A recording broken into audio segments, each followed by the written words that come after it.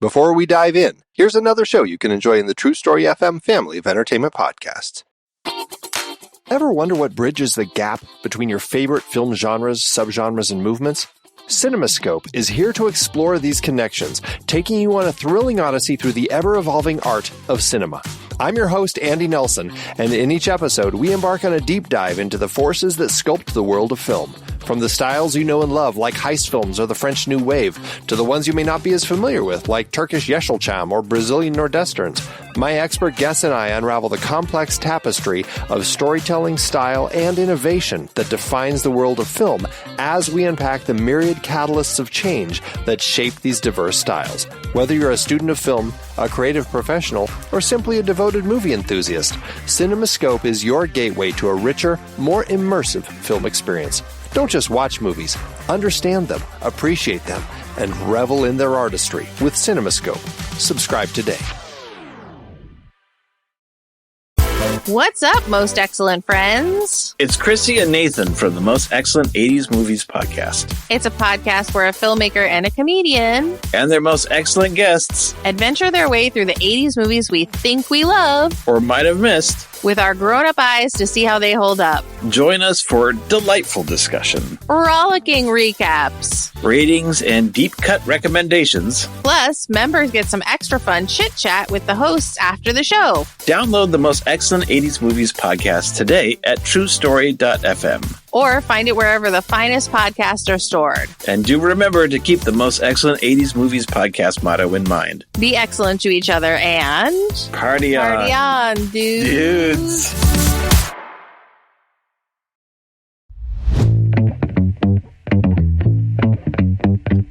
Welcome to Movies We Like, part of the True Story FM Entertainment Podcast Network. I'm Andy Nelson, and that over there is Pete Wright. It is Pete Wright. On today's episode, we have invited Mandy Kaplan, voiceover artist, writer, podcaster, actor, and producer of Miscast LA, to talk about Lasse Hallström's What's Eating Gilbert Grape, a movie she likes. Mandy, we're so excited to have you on the show. How are you? I'm thrilled. Thank you so much. And thank you for pronouncing the director's name first. So now I know how to pronounce it. I'm hoping I pronounced it right. I didn't. How do you pronounce? But Oh, no research went into that, Andy? None. Improvisational pronunciation. I feel like I've heard it pronounced that way, like at the Oscars or something. So I feel like I'm 90% correct. Yes. Yeah. Well, thank you guys for letting me do this. Well, we're thrilled. I mean, we're going to be talking about the movie, but I thought we might open with your experience doing the audiobook narration of Mastered by Malone. You have an entire catalog of fantastic audiobook credits, but I think Mastered by Malone is where I would like to start. Are you okay? I'm fine. I'm just grateful that my mom doesn't know how to listen to podcasts. That was a book about a dominatrix, or it was like a cheap, not cheap, brilliant 50 Shades of Grey knockoff. Yes. About it. Yeah, the cover is Sub and a dom. Very abdominal, I would say is the word. The abdominal I don't know cowboy. that I've seen the cover, but okay. Well, you are missing out. You're missing out. Wow. So if we could start with, if we just make sure that link is in the show notes. Absolutely. Of all my classy ass credits, that's what you pull up. Thanks, Pete. That's because I love you so much, Mandy. I have to take you down a peg, just a little bit. Fair enough. I'd like to see you try. You say that, Pete, but now sales, after people listen to this, sales and downloads for that book will skyrocket. So, see, you're only the helping. title is just so provocative. Yes. Yes. Get that in my subscription. Yeah, well, let's dig into you and your career. So audiobooks obviously is one thing, and that's a big part of your career is voiceover in all sorts of different projects. But you've been in LA for quite a while, and you've been working in the industry in many capacities. So how would you describe your journey into working in the production world as a whole?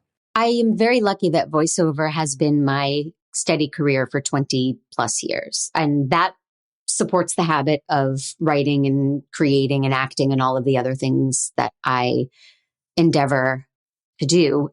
Yeah, I'm very lucky for that. And I think everything shifted when I had a kid. Spoiler alert, I have a kid. And before that, it was all about, I got to get my own sitcom. And I was in the game and I was going on exciting auditions at studios and meeting exciting people and booking the occasional guest star. And I was really in it. And then I had a child and the demand was like, put your newborn baby down and get to Warner Brothers right away. You have a callback. And I just couldn't make that work.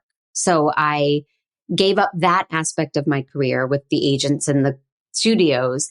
And I focused on the things I could control, which are creating my own stuff and writing and producing. And it's much more soul satisfying, but a lot less glamorous than the good old days when I was close to getting on Dawson's Creek. Dawson's Creek. Yeah. Oh my Right in Pete's goodness. alley. Yeah. I don't think an episode's complete unless we have a Dawson's drop. So thank you for knocking that out. You're very welcome. I don't want to wait. Yeah, right. Well, this would, I guess, be the first complete episode because I think that is the first. I think that's the first one. Oh, Mandy Fabian didn't bring up Dawson's Creek. No, I feel like we were this close. It's close. That's right. That's right. Yeah. But, yeah. It's interesting and it's a hard decision to make, to kind of go through that process of figuring out like when you're wanting to be a performer and figuring out like, okay, I now have some limits set on me. How can I redefine what I want to do so that I can actually still be doing what I want to do, but within these constraints?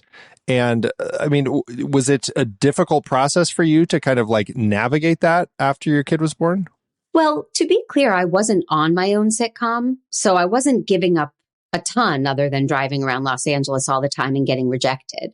But yes, it's difficult because I also pursued musical theater. That was my degree and my first love. But the shift made perfect sense when I did create my show Miscast, which is now 14 years old, like my son. And it's designed to bring joy and satisfy my soul. It's not going to make me famous. It's not going to make anyone famous, but all of those performers do it for the love of doing it.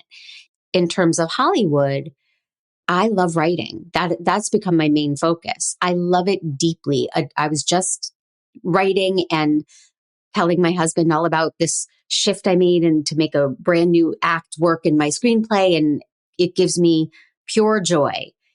We've come very close to selling some stuff, been in exciting rooms, and something big will break soon.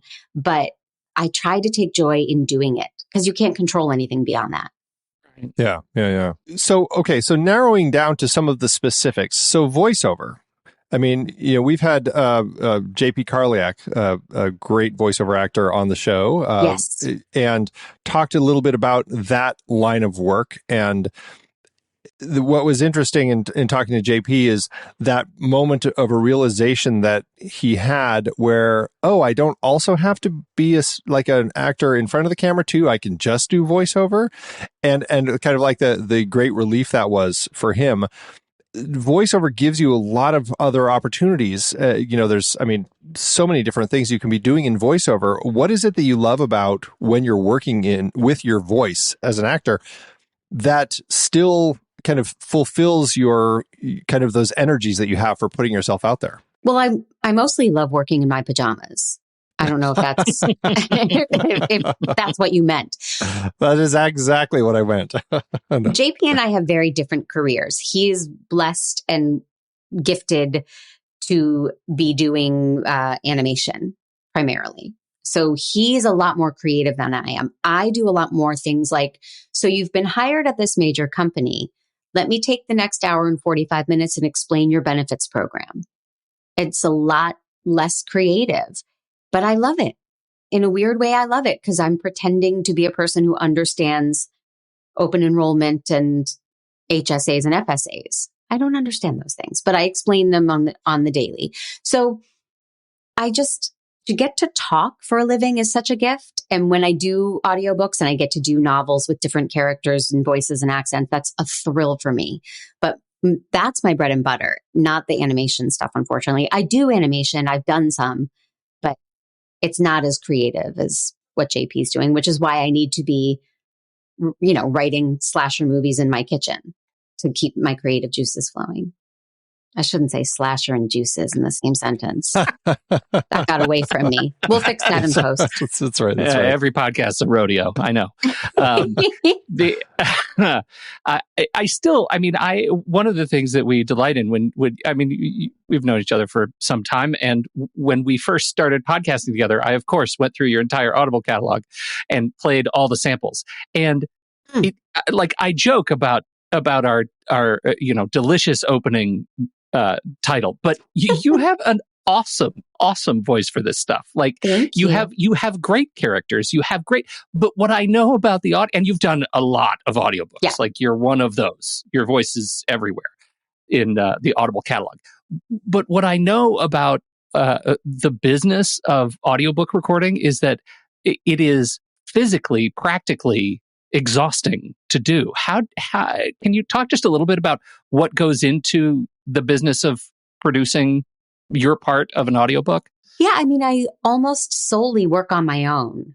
Gone are the days of go to the studio and have an engineer do everything for you. So I do all my own recording and all my own homework, which is, if it's a novel with characters, I do a first read of the book. I make notes about characters because one time I got lazy and I thought, I know what I'm doing. And I got to the end of the book where it said, now that he was drunk, his Irish accent, which you could always hear, was really pronounced. And I had to go back because I didn't know he had an Irish accent because the author didn't think to mention it until page 400.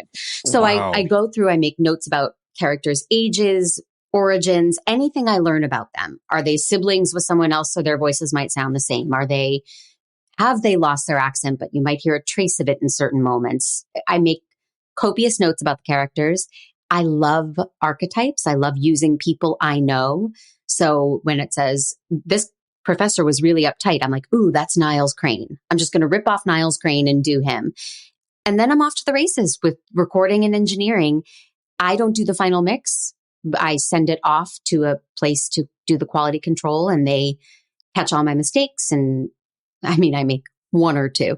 And then they do the engineering. Actually, I'm going to interrupt you because I think that's really important. But before we talk about the production side, how long do you record straight? And how has that improved over years of practice?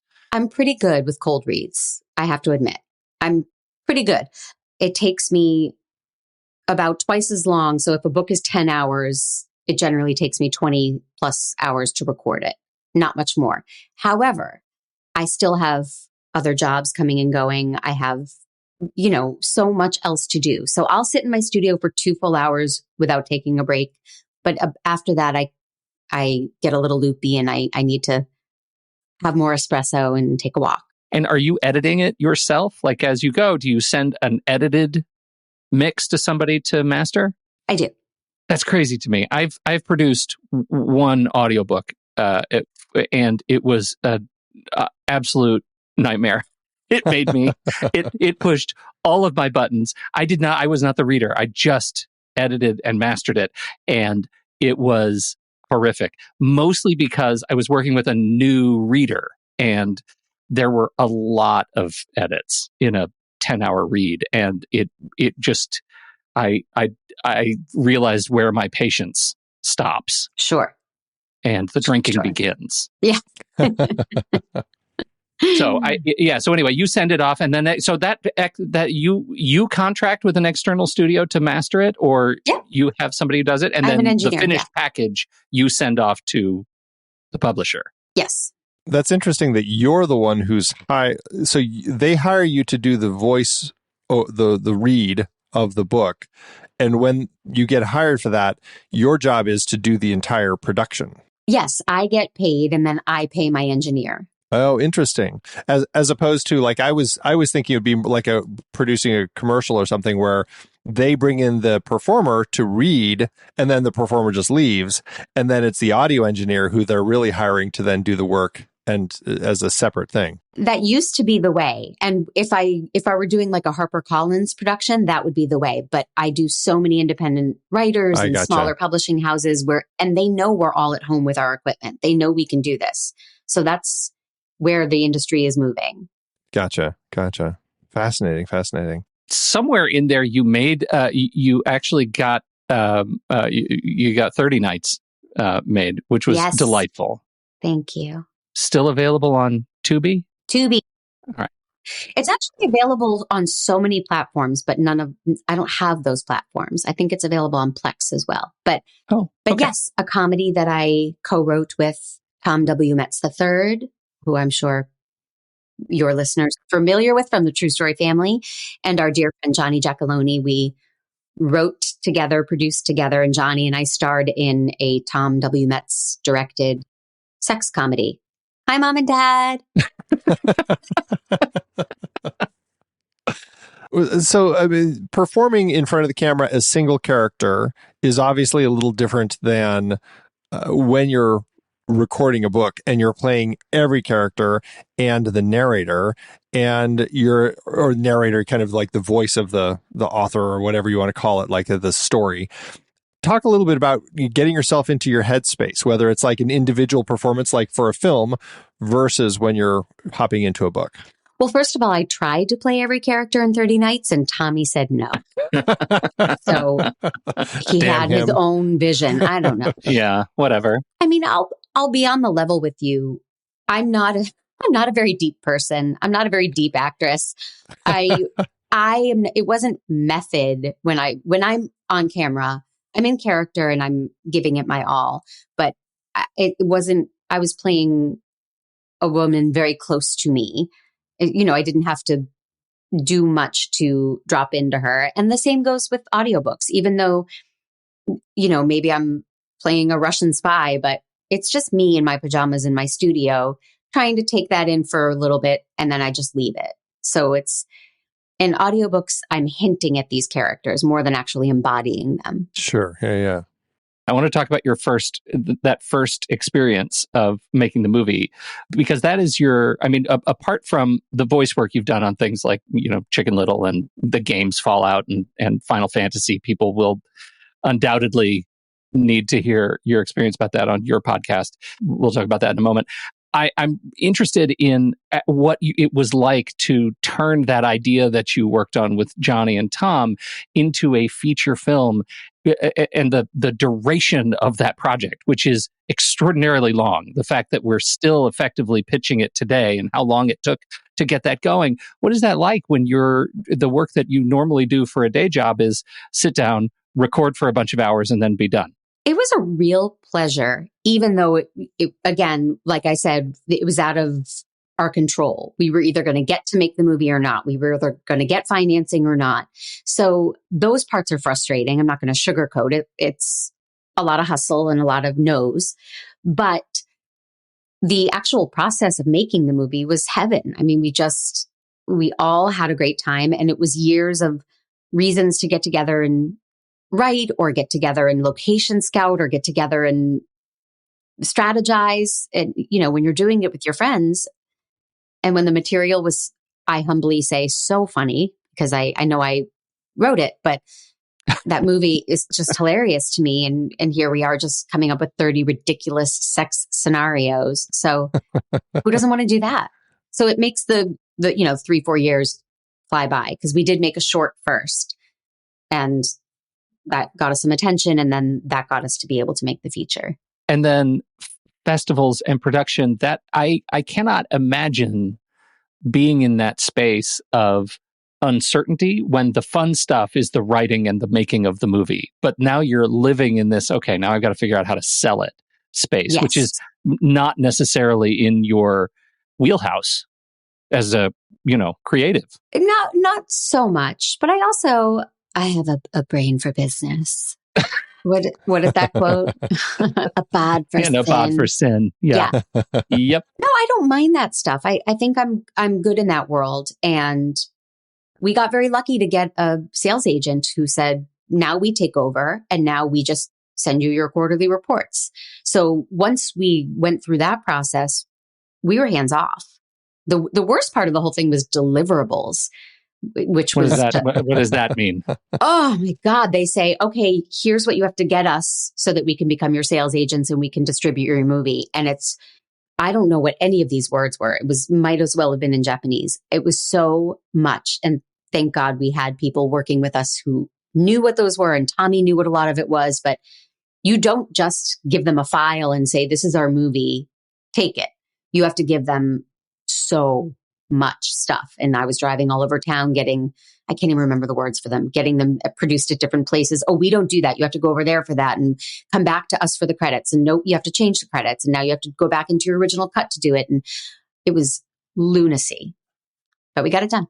Yeah, it's like clearance reports and a title. You have to do like a title check, and it's a long laundry list of different types of your audio and your video all has to be delivered a certain way. I don't know about your project, but like sometimes it all boils down to all the different you have to provide captions in different languages and all of that. Yeah, and I want to just say we also had a fourth producer. Her name is Liz Vakovic, and she was a beast. She knew what she was doing, and she, whenever she said jump and I was like, how high, she understood what we were doing. Yeah. So thank God for her. And she's wonderful. Well, and Andy has fever dreams about this stuff, like in the good kind. Wakes up just wondering, why don't I have more clearance reports? God, I want another clearance report. Yes. Can you make that happen, Pete? Yeah, I'm going to try. Show him some love. Yeah. That's right. Come on.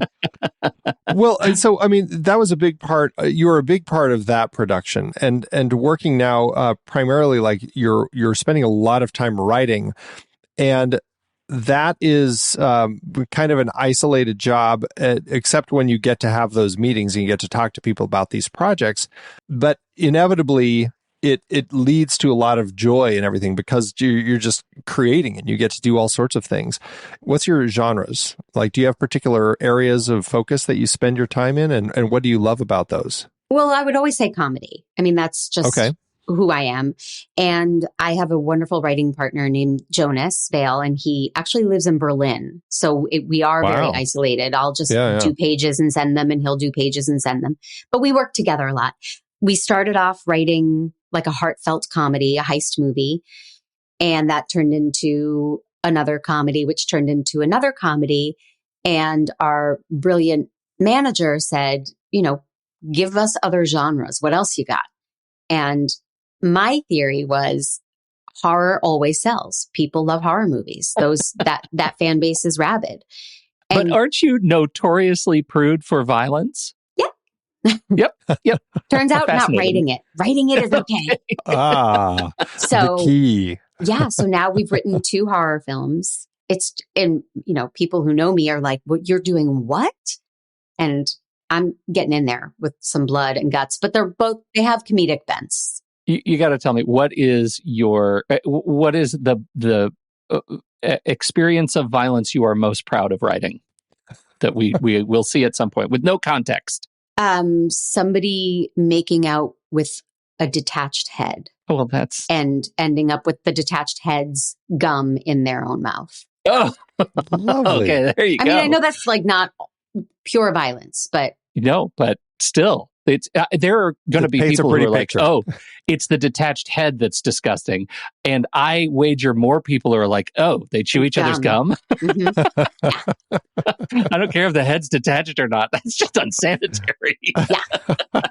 Pretty outstanding. Gross. Yep. Well, and I know it's easy to, because like when you have that drive for comedy of still imbuing those other stories with that level of comedy, like you said, like you're still throwing some comedy into that. And I think there's certainly a level in horror that balances the line of horror and comedy, because we were talking on Pete and I on our other show, The Next Reel, about the early Roger Corman film, The Little Shop of Horrors, and how Roger Corman was like, in a horror movie, you've got a big scare, and then what does the audience do afterward? Once they've kind of settled down, they're laughing, because they're kind of laughing at how it hit them.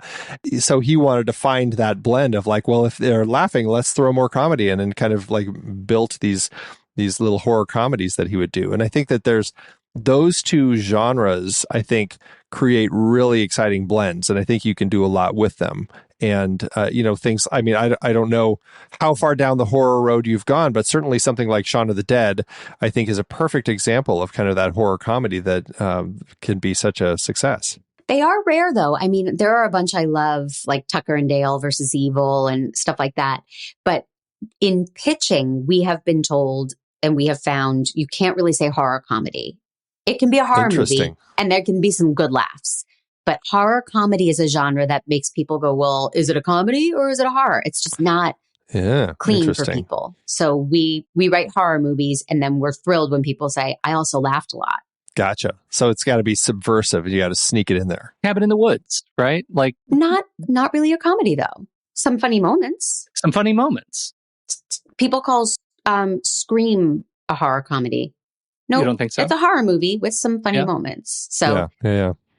But Tucker and Dale, that's a comedy. Much more intentionally broad. Yes. Funny Things stuff. like Ready or Not, I think qualifies as a comedy. That's interesting. I'm not the be all end all. Yeah, because it's like, where is the line then? Right. Like, how many laughs does it require before it can cross the line into officially being a horror comedy? Right. And we're not doing like a scary movie parody film, because there are those as well. We're not doing that. So it's... No. Right. Totally different. We got to toe the line, but I love doing it. That's fantastic. I really do. Yeah. Fantastic. You joke about your mom all the time. Yes. Mostly when you say things that are subversive. At what point did your folks look at you and say, "Oh, this counts as a real job"? So I thought this was going to be like a therapy question. You're like, you talk about your mom a lot. My mother begged me to major in something else in college, and I said the only way I'll go to college is if I can major in musical theater. Lucky her.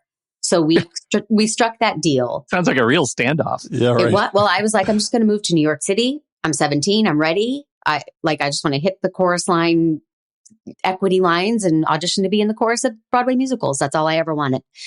So we struck a deal that I would go to college if I could study this. And gosh, I guess I gave up bartending / nannying / cocktail waitressing / all of that after I had been doing voiceover for about 2 years. And I think that's when she was like, oh, you're no longer / you're no longer doing other things. You're making a living as an actor. And that's probably when it was. Was she happy? Is she happy with it? I don't think so. Yeah. But you don't have a survey she fills out every few years to check how you're rating. She doesn't really understand most of it, the audiobooks and the podcasts and the writing she gets because she sees movies. But yeah, right. Yeah. Interesting. Well, it has been fascinating talking with you about your career, but let's shift gears and jump into this movie now that you brought to us. Lasse Hallström's What's Eating Gilbert Grape? Andorra. It's a town where nothing much ever happens. This is where I live with my family. Doctor said we'd be lucky if Arnie lived to be 10. I could go at any time. Arnie, don't be rude. Some days you want him to live. I kill him, Gilbert. I know, buddy. Okay, son, come down now. Hey! Some days you don't. When is this gonna stop? And then there's Mama. That's my mom in there. You see, with Mama, there's no nice way to break it to you. She's not all that big, Gilbert. And I saw a guy at the state fair who was a little bit bigger. I haven't always been like this. I haven't always been like this. Gilbert, I'll need a delivery later. If nothing ever happens here. It's those lobsters, isn't it? Why does it always happen to me?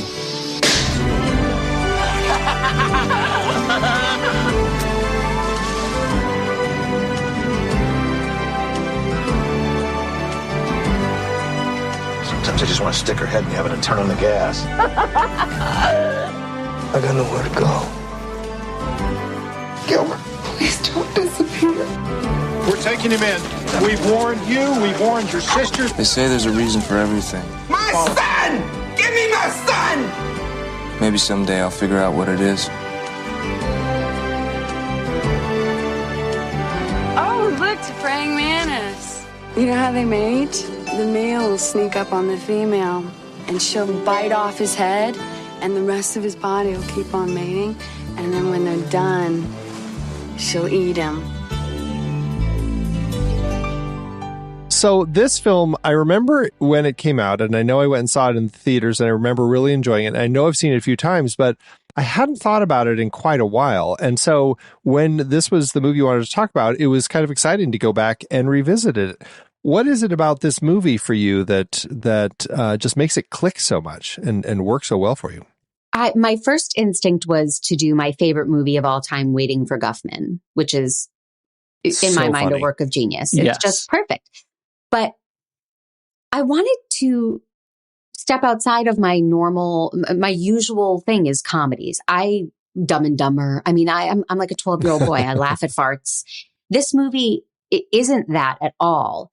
And I wanted to seem smarter than that on your podcast. So I looked up movies with foreign directors with hard to pronounce names, and this one popped right up. No. So had you seen it before? No. I remember seeing this movie too, and it satisfies my favorite genre, which is small movies about people who love each other and want to do right by each other, but can't seem to. They keep making mistakes. They keep failing each other and themselves, but their intentions are so good. I know it's a very specific, slice of the movie pie that I'm talking about, but this came out around the same time as Station Agent, if I'm not mistaken. And I flipped for both of those movies. I just found them both to be heartbreaking because you were rooting for everybody and everybody's rooting for each other, but making mistakes. That's what this movie, it guts me. It just guts me. I can't explain why I love that, but I think that's life. We all have good intentions, hopefully. Yeah. And I think Lasse Hallström is a director who's made a lot of those sorts of movies through his career, right? Like with My Life as a Dog and The Cider House Rules and Chocolat. Like, I feel like all of those films are kind of touching on that in some capacity, like human stories about humans trying to figure out how to live with each other and how to find whatever it is they're looking for. And I think that's a key part of this story for sure. This is a story about Gilbert as he's living in this small town in Iowa. I mean, he's kind of floating along, right? He's just kind of like, he's got his family. He's got this older woman that he's sleeping with, older married woman that he's sleeping with. He's got his job that's kind of a dead-end job, and there's really not much else for him at this point in time. He's got his siblings, the youngest of which is Leonardo DiCaprio, fantastic in this film, just brilliant in his performance of Arnie, and then the two sisters, and then their mom, which is she is a very obese woman and doesn't leave the house. So he is just stuck, and I think that's what's interesting about this film is the way that it sets up Gilbert's world as this place where he can't even see that there's a way out, right? Right. Haven't we all felt that? Yeah, yeah.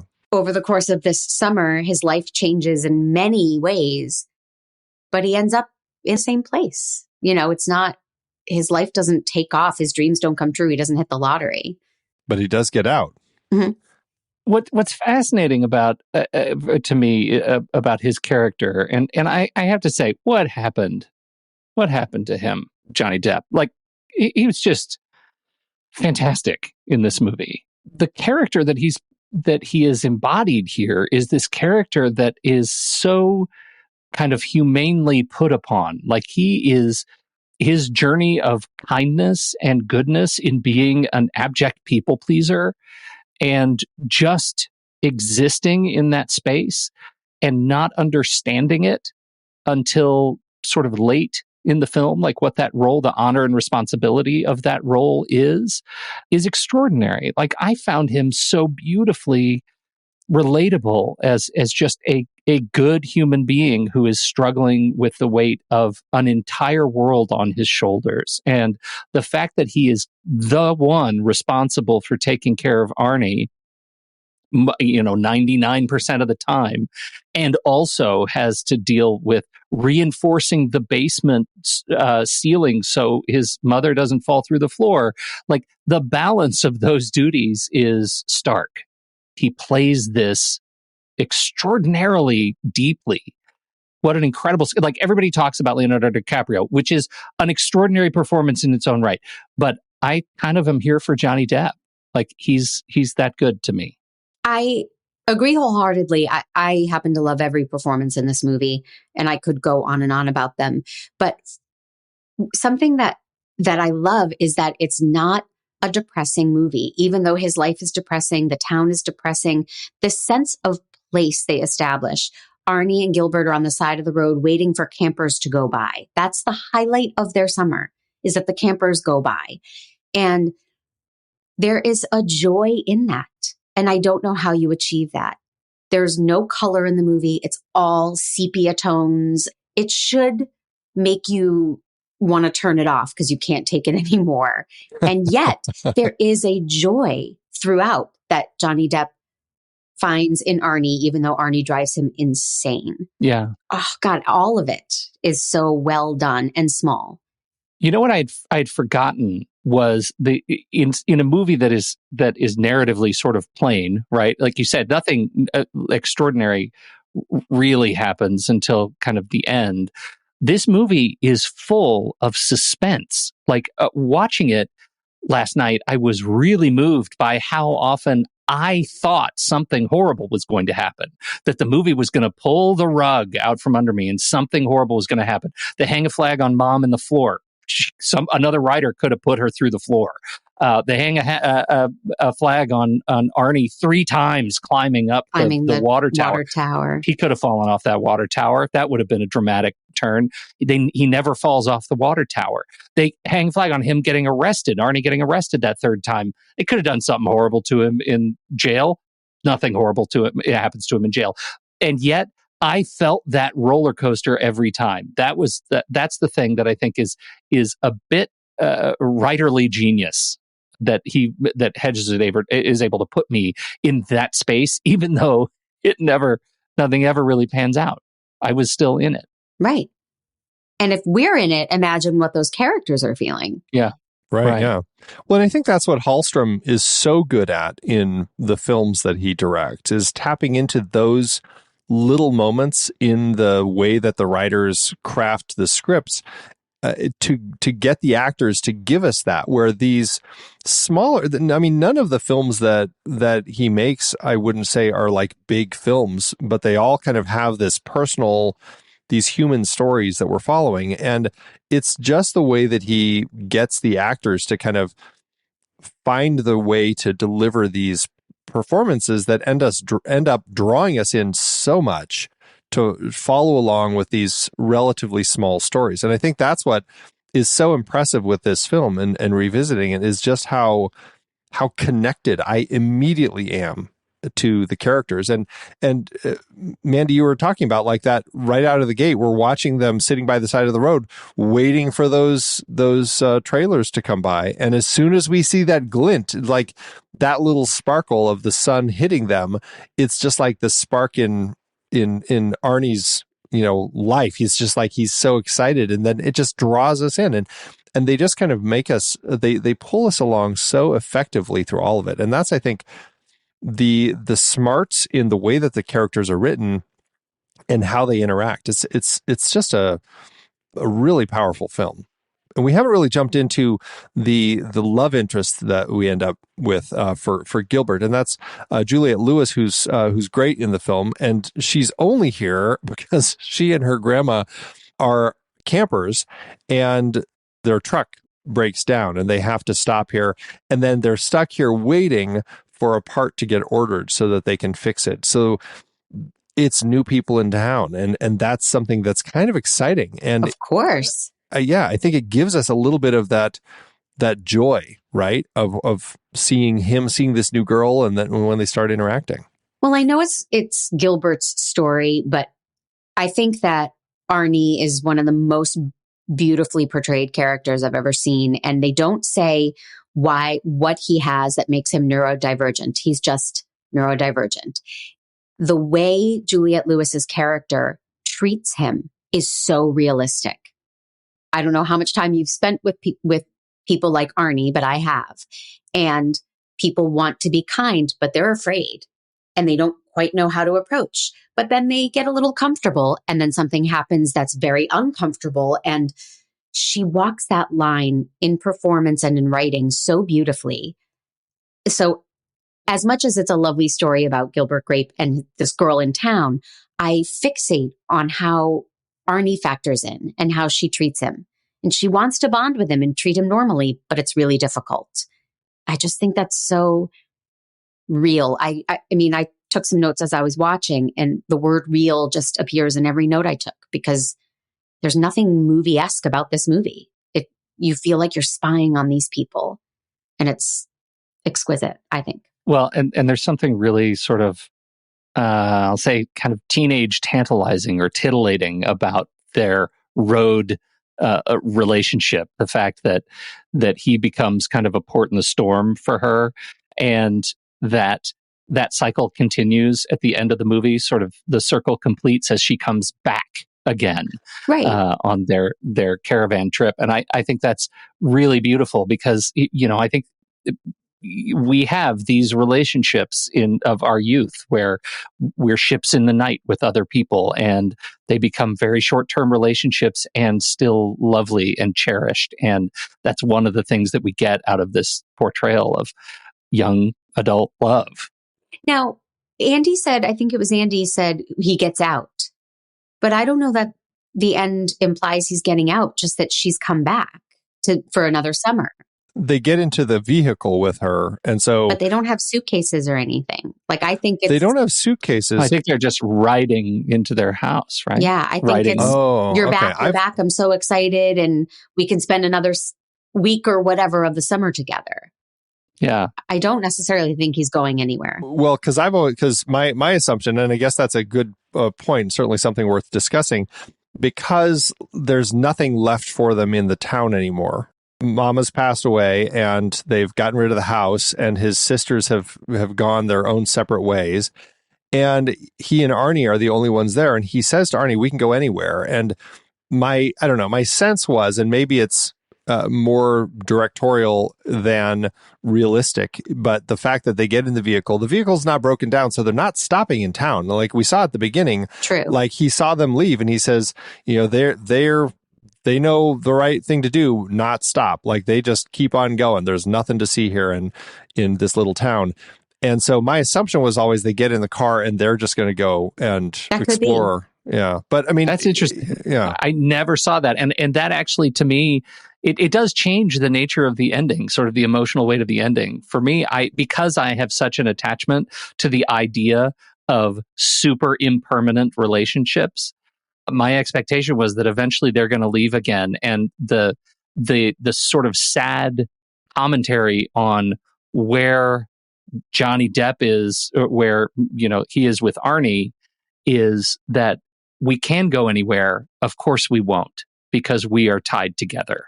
That's how I interpret it. And how could Arnie really leave his comfort zone? I don't see Arnie in the big city, but I don't know if we're supposed to have this debate. Maybe it is up for interpretation. I didn't read the book. Yeah, I haven't either. But knowing that Peter Hedges shifted pretty shortly after writing his book into screenplays, my hunch or my guess is that it's probably pretty comparable. Like it feels like he's one of those writers who just writes, you know, screenplay types of novels. So who knows? Yeah.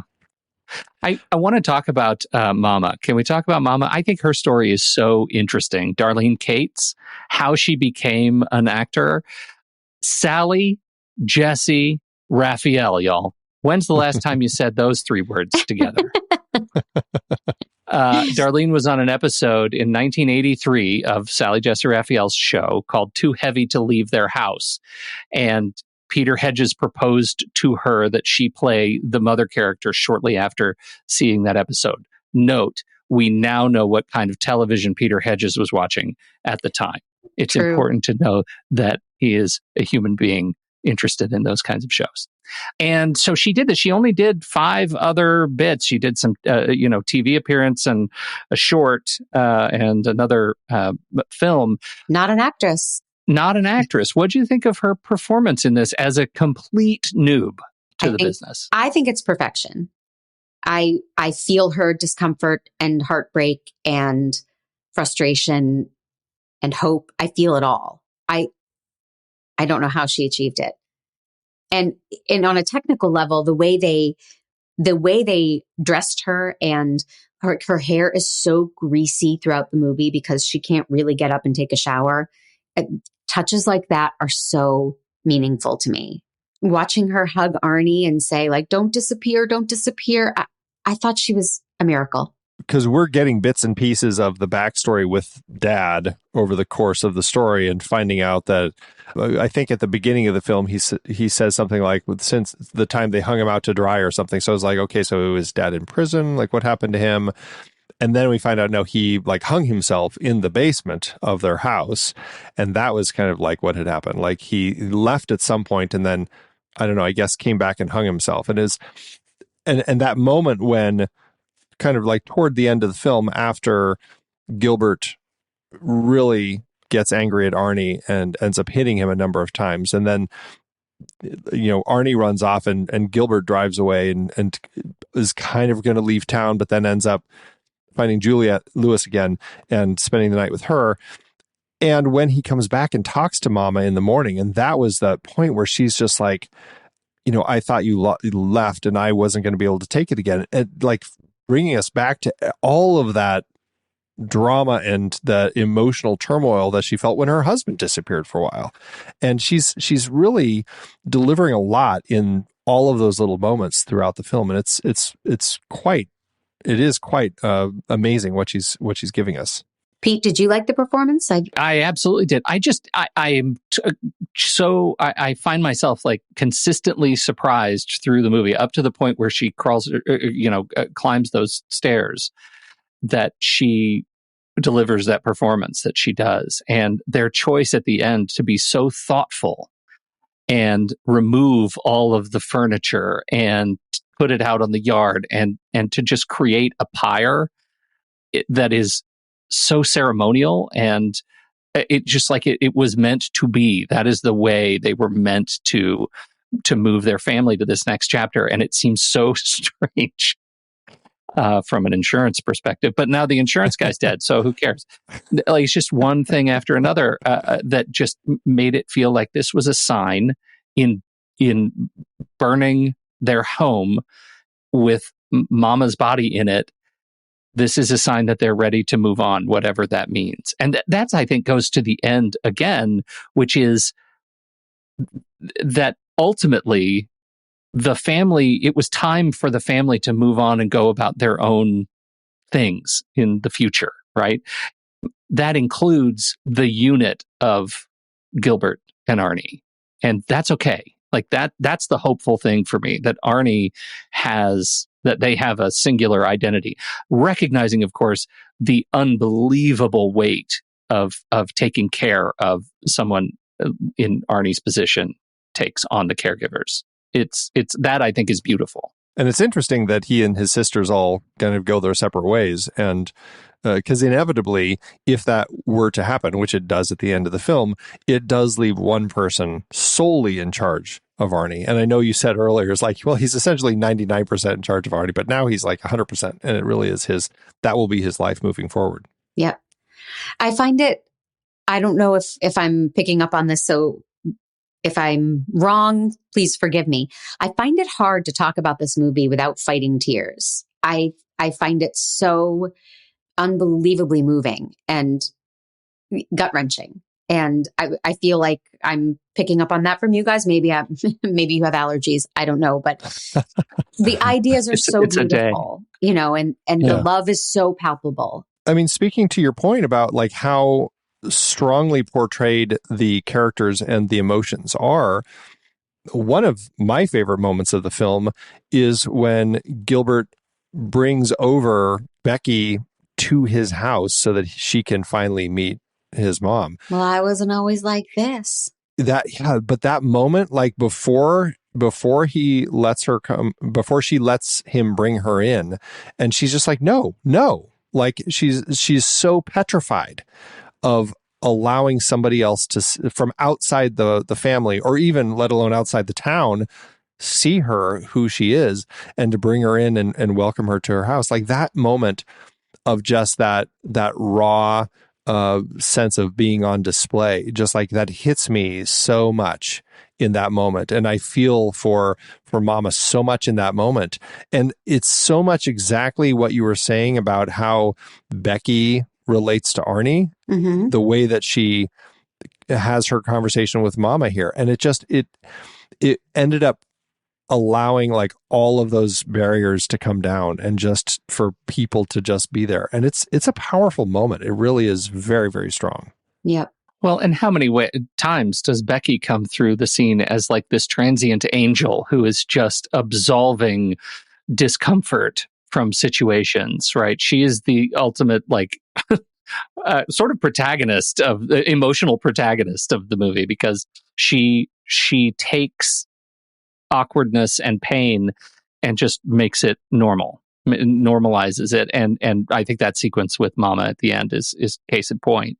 She makes it okay. She makes everything okay. And it's interesting, even to the point where when Mary Steenburgen's character, who is the older married woman who Gilbert's having the affair with, when after her husband dies and she comes to the store to see Gilbert and kind of give him her goodbyes, and Becky's there, and she's like, he's all yours, and leaves. And that moment between Becky and Gilbert is also, again, like it just shows like this sense of her understanding Gilbert in his world and always acknowledging that those things are there, but allowing herself to move past it. And because she's like, are you going to miss her? And he's like, yeah.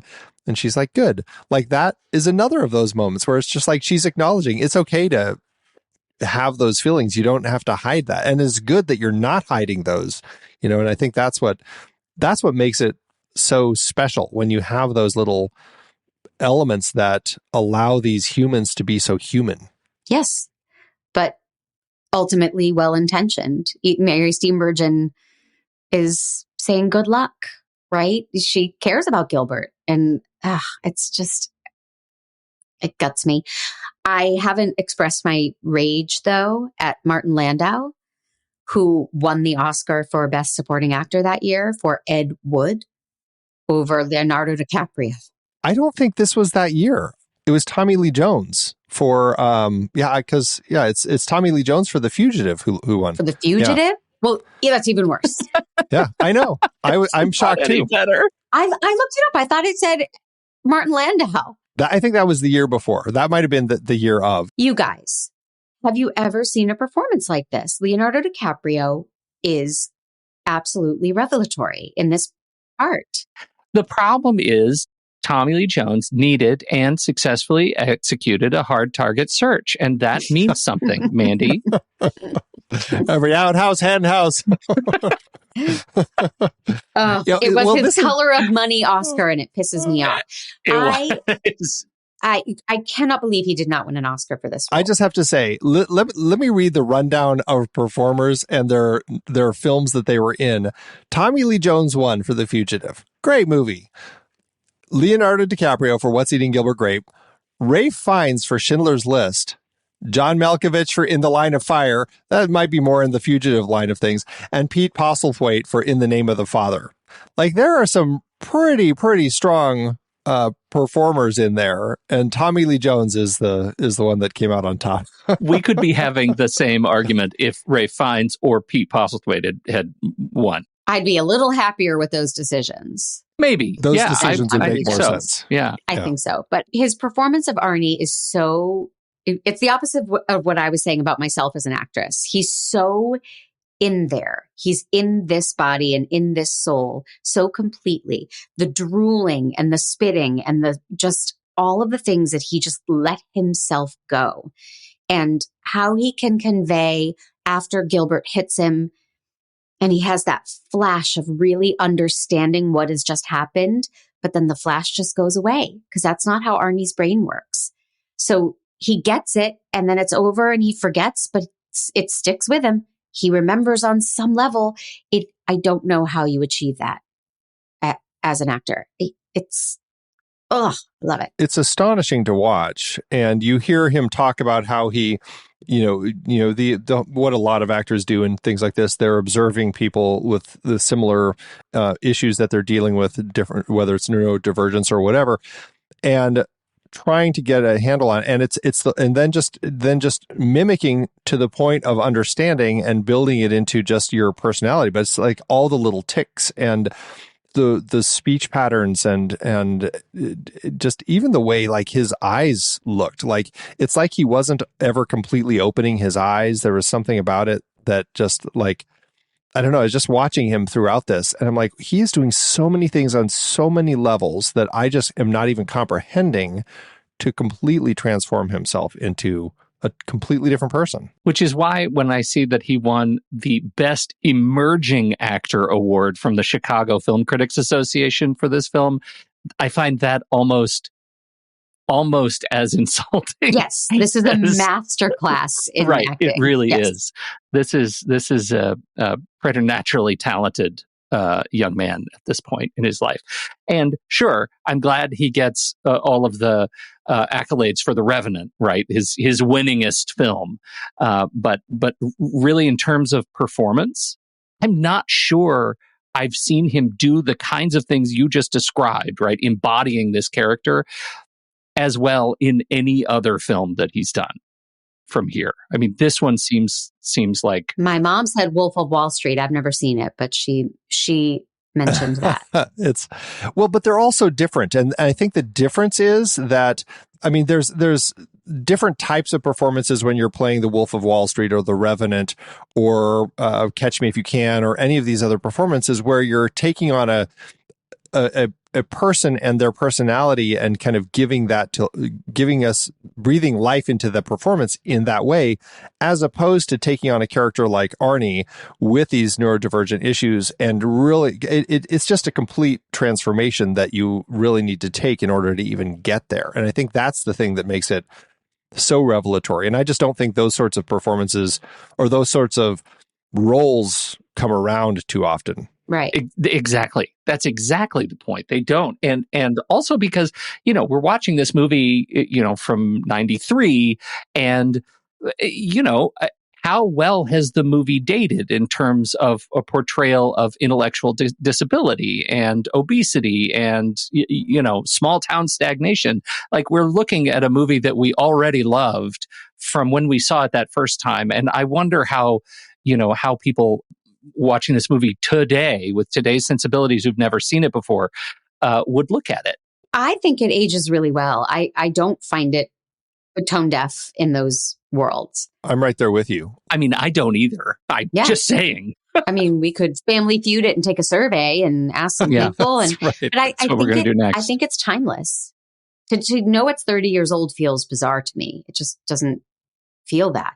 That's what I really love about Lasse Hallström again as the director, is just that I think that because he works so hard in capturing such human elements within his stories, that it allows the stories to live beyond their time. And, with these characters that, I mean, yeah, you could tell this story with a morbidly obese person and a kid who's very, very neurodivergent, and it could be a Rain Man level of production. And I mean, I love Rain Man. It's a fantastic movie, but the way that character is portrayed and treated now feels dated. It now feels like, well, that's because we didn't really know what that was at the time. And now we have a much better handle on it. Whereas here, it's just like, you're just portraying like, these characters as real people. And I think that's the strength. Yeah, I think context is everything, and having them portrayed in a family setting and never having to really deal with like how professionals see this condition, whatever condition it is, that helps the movie a lot. We don't have to ask questions. And some of it is like, we have characters who are gray. They're not just, white or black, good or bad. Gilbert is, these little kids come over to the house and he's holding them up to the window so they can peek in and see his mom. Like, he is also the carnival freak. Yeah. Right. He is kind of right there with them, like embarrassed at what his mom has become. And just like, I don't like that you're that way, and I'm just going to do this, to the point where John C. Reilly, his friend, is like, what are you doing? Like, I know. Great moment. But we haven't even talked about John C. Reilly. Oh, I'm sorry. I didn't mean to. No, yeah. No, that's totally fine. I was just going to say that's what's so interesting about these characters is they're painted in so many different shades of gray, especially our protagonist, Gilbert, because, I mean, he's having an affair with a married woman. He's, the way that he's treating his mother, or looks at his mother, it really is like only his relationship with Arnie that seems like he's pure good in that particular case, until, of course, he gets mad at him. But don't we all understand all of that? His need to cut people off at the pass. Like, if I make fun of my mom and I do this, then you can't, it's not if I do it first mentality. But you mentioned John C. Reilly, and he has his own story where he's so excited the Burger Barn is coming to town. And even that character breaks my heart, because the hope that when the Burger Barn pulls up and he thinks, I've struck gold, my life is going to be easy street from here on out. And it's not. It's just more lovely heartbreak. Right. But and paired with, and this is like the great balance of like that sort of story with the comedy, is it's a funeral when the Burger Barn arrives, and Arnie sees the Burger Barn, which is a giant barn-shaped building being pulled on a trailer, and won't stop like screaming about it while the funeral is still going on. And like, that's comedy gold right there. Now, Pete, I don't know if you picked up on this, my Buckaroo Banzai loving friend, but Amy Grape was in Buckaroo Banzai. She was one of the few women. Yes. And when I chose this, I didn't realize I would love to say I knew that, and that's why I chose this. But there's always a Buckaroo Banzai connection. It goes all the way to the top, Mandy. That's the truth. Yeah. Yes. I'm proud of you for knowing that. I feel like your podcast we're really starting to see it take root.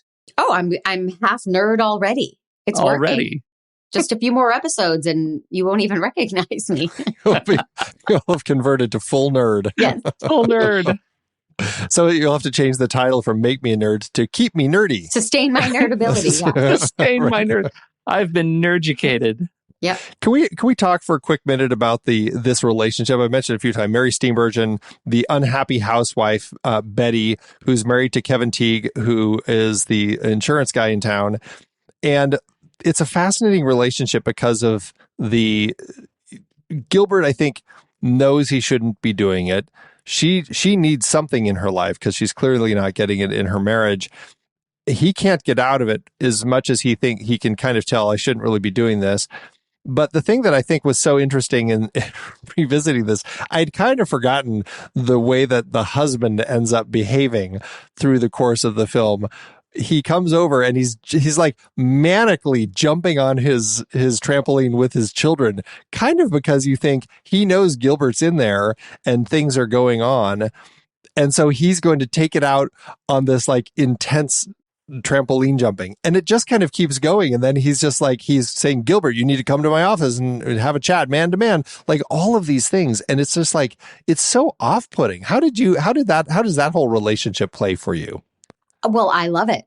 No surprise. But I think he knows about the affair, and he is trying to turn that into a sale. That's plain and simply his motivation is, it's fine. Go ahead and sleep with my wife, but you need to take out a policy with my company if you want to keep doing this. I mean, that's his motivation to me. That's amazing. Is it really? I go back and forth. I think the setup is that, like, when he gets home and he's maximum parenting, which I think is awesome, especially when he goes so crazy and he puts the kids fully dressed in the pool. Yeah. And as a sidebar, there's a lot of fully dressed swimming in this movie, and I don't care for it. I feel like they need proper equipment. Okay. You were already shuddering when they walked into just a little like a lake right there. Yo, he got his shoes wet, and I was like, "Done. I'm done. Turn it off." Oh, I didn't know that was a thing. Well, he also doesn't like lake swimming. Okay. Lake swimming is rough. We didn't do an algae bloom count. What's that smell? Don't I do care remember for that. It. So I don't even remember what we're talking about. Oh, Dad, maximum parenting. I think his maximum parenting could be a sign that he is just totally oblivious of what's going on in the house. I mean, I go back and forth on it. Now that we're talking about it, I think, well, of course he did know. And did she kill him? Do you think did he really have a heart attack? Like, there's a mystery. I think he had a heart attack. His desperation when he gets Gilbert in his office and he's like, you need insurance. Hold on. And he answers the phone and something like he's very high strung. Things are not going his way. More great suspense too, right? Because you think he's going to turn around and lay into Gilbert that she's called and outed herself as having an affair with Gilbert, but she just set the house on fire. Mm-hmm. Right. Great setup and payoff because of the breakup with Gilbert. Like, all of that ties in so perfectly in that little story. It's crazy how it all plays out. Yeah, I don't think she killed him. If anything, I mean, I don't even think she was probably paying attention because she was already so distraught with everything that just happened with Gilbert and then burning the house or setting the house on fire, that he had his heart attack and fell over into the pool. I don't think that she would have even clocked that, you know? Yeah. But I've always thought that he suspected, like, he may not have ever had proof, but I felt like he suspected to a point. Like, he comes home and Gilbert comes out of his house kind of tucking his shirt and his wife comes out. Yeah. Like, I'm just like, he has to know what's going on and there's something else. And I like your insurance, the way that you're seeing with the insurance sale, because that definitely makes sense with that conversation then. And talk about, I mean, Kevin Teague, the actor is you know, I just love watching him. Yeah. He's anywhere. You kind of know what you're going to get with him. He plays a very, especially now, he plays a very sort of similar, damaged older masculine character. And, but he's a face that I feel like I've grown up with. Mm-hmm. Yeah. He's a lot of fun in the film. This is, are you a fan of Lasse Hallström's other films? I mean, as you were listing them off, I was like, I liked Cider House Rules, and there was one more in there. Chocolat I liked. Yeah. But they didn't speak to me like this does. Yeah. No, I think this is kind of peak. I mean, Chocolat is the one, of course, that got plenty of Oscar nominations around. But actually, Hachi: A Dog's Tale. I'll tell you, if you want to watch a hard dog movie that's going to be a major tearjerker, that is the one to watch. Whew. Why would I want to do that? Uh-huh. Don't love that experience. Yeah. But it's a great movie. It is great. But it's totally different than this sort of film. Like, that is it's a strong film, great characters, everything, but it's a dog film, and any of those that once you put that into the mix, it kind of creates a whole genre in and of itself, really. This film is like just such a perfect little window into life in a small town, the desire to get out, but feeling I don't know how. And so I'll just float along and just see what happens.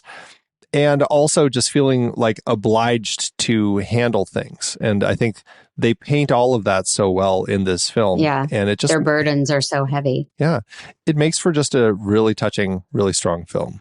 I agree. And I feel as the viewer that we are privileged to be dropped into this world. And then we're relieved when we get to leave it, because it is such a heavy world. Yeah. But it's a privilege to spend 2 hours there. I love it. It doesn't leave you heavy, though. That's the thing that's so lovely about it. Like, it's a heavy world, and then at the end, it just feels lighter. I feel good when I'm finished watching this movie. Mm-hmm. I didn't stay. Is there a post-credit scene where everybody dies? I hope not. Let's just pretend there isn't.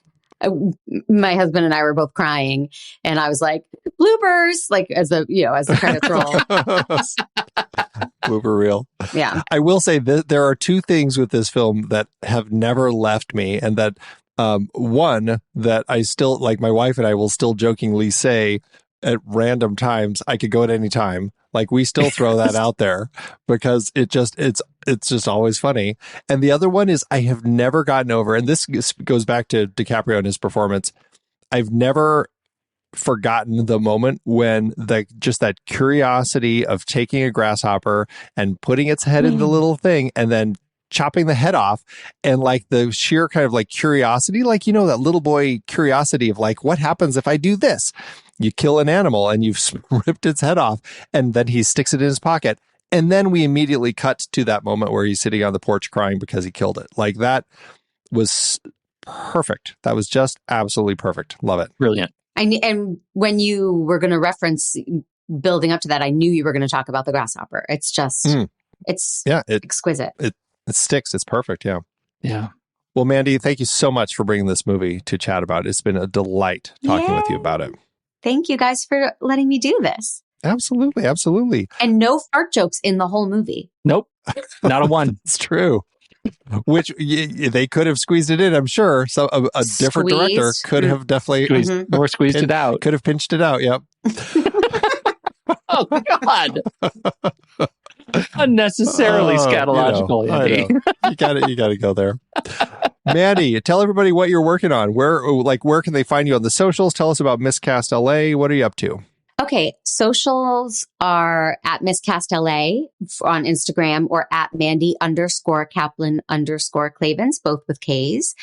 If you're in Los Angeles, follow at Miscast LA. It's a night of music and dance, I'll put that in quotes, and fun, and it's all for charity, and we do it every 3 months at the Pico on Pico in LA.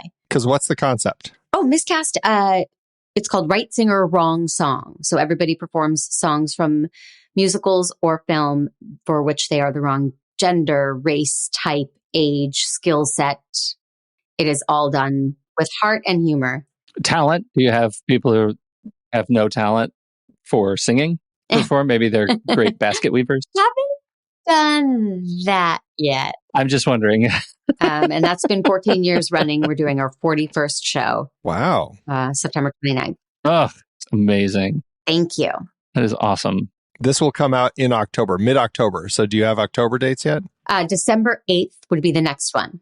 December 8th. Gotcha. At Miscast LA. You got time to put it on your calendar, everybody. Check it out. Please. Fantastic. And my podcast. Oh, yeah. And tell us about your podcast, please. We referenced it, but it's called Make Me a Nerd with Mandy Kaplan. And yeah, I'm on the journey to discover nerd culture because I really held it at arm's length my whole life. So now I'm getting into some sci-fi and fantasy and video games and comics and trying it all with wonderful people like you who are willing to expose me to it. I have to stop using the word expose when I explain it because it just jumps out inappropriate. Yes. And that is, my podcast is a true story production. And you can find it wherever you podcast. Make Me a Nerd. Fantastic. Yeah. You mentioned that you had a conversation with Pete about Buckaroo Banzai on there. So lots of good stuff. The Adventures of Buckaroo Banzai Across the Eighth Dimension. Look at that. Nailed it. And then you're coming up. Yes. Andy. And I'm coming up. Yeah, we'll be talking about The Last Starfighter, which should be a fun one to dig into. Yeah. Pete just laughs. I can't wait. Oh, do you listen, Pete? Do you listen to the podcast? I will, as a teaser, I'm in the middle of editing your Doctor Who episode. Oh my goodness, Mandy, what a property. She watched all 500 episodes. Yeah. Actually, I'm just saying that I have no idea how. I'm so far from a fan. I have no idea even how many episodes there are, but I know it's a lot. Well, I watched them all. You watched every one of them. All of them are watched, yes. Well, we will have the links in the show notes. Again, we certainly appreciate you joining us here today. For everyone else out there, we hope you like the show and certainly hope you like the movie like we do here on Movies We Like.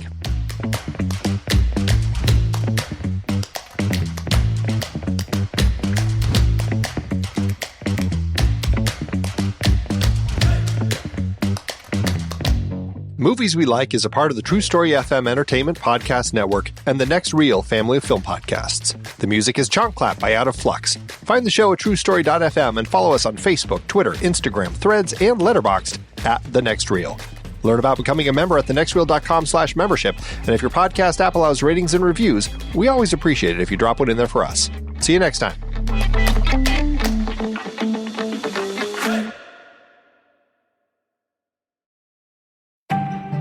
Hey, Pete, have you ever been fascinated by the allure of secret societies throughout history? Are you kidding me right now, Andy? I live for this stuff. From the Freemasons to the Illuminati, I am obsessed with these clandestine groups. The Rosicrucians and their ancient wisdom, the Skull and Bone Society at Yale with its powerful alumni network. I'm drawn to them. There's something about how they offer this exclusive access to hidden knowledge. They totally capture my imagination. It's like they give this sense of belonging to something greater than oneself. Wow, sounds like you're looking for one yourself. Do you even need to ask? Where do I sign? How much blood do I have to give? Are there any required tattoos or brands involved? Is it my first or second born that they need? Well, what if I told you that there's a secret society for film lovers right here at the Next Reel family of film podcasts, all proud members of the True Story FM network, and you don't have to give any blood or either of your kids? You've got my attention, Andy. What can you tell me about this cinematic brotherhood?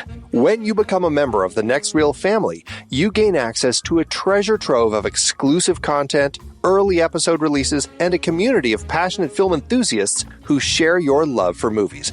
It's like being initiated into a secret order where you're privy to the inner workings of our shows, including the Next Reel, the Film Board, Movies We Like, Sitting in the Dark, and CinemaScope. But Andy, as a member, will I unlock a world of bonus content from extended conversations and behind-the-scenes insights to exclusive pre-show and post-show discussions that expand the conversations about the films we love? Why, yes, the true power of this secret society lies in its community. As a member, you'll join an exclusive group within our Discord community where you can engage in clandestine conversations with other passionate film fans in our members-only channels. But what about live recordings, Andy? The sacred rituals of any good cinematic order. Will these episodes be scheduled in advance so that members like me will know when to gather around the virtual pyre in real time via YouTube? Ah, yes. Perhaps the greatest secret of all is that by becoming a member, you're not just investing in your own entertainment, you're also supporting the tireless work of our independent creators and helping to keep the magic of cinema alive and well. So if you're ready to join this elite group of film lovers and unlock the secrets of cinema, head over to truestory.fm/join. For just $5 a month or $55 a year, you will gain access to a world of exclusive content, engaging discussions, and a community that shares your passion for movies. Head to truestory.fm/join to sign up. Andy, I can't wait for you to welcome me into the inner circle of the Next Reel family of film podcasts. I'll see you in the secret chambers. Now, when do I get my ring? Well, we don't actually offer rings with your membership. Tattoos or brands? When can I do that? No tattoos. Secret handshakes? Tell you what, you and I can come up with our own secret handshake, okay? No, I mean, at the very least.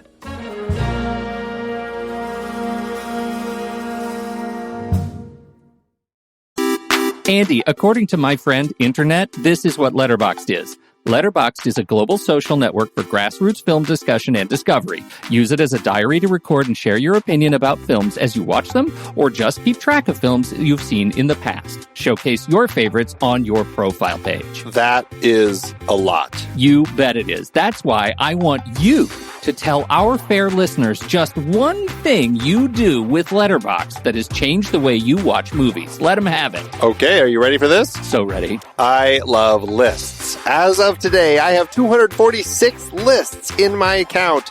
I use them to track the movies I watch, organize them in all sorts of different ways. I track them by hand. I clone lists from other people. I use them to plan what I'm going to be watching, all sorts of things. I love creating lists. It's a fantastic tool. Sexiest animated characters. Andy, what is this? We love Letterboxd, and if you're a movie lover, we are sure you will too. And when you upgrade from the free account, you will remove ads and support the great Kiwi team building this amazing service. Just use the discount code NEXTREEL or visit thenextreel.com/letterboxd to get 20% off your pro or patron membership.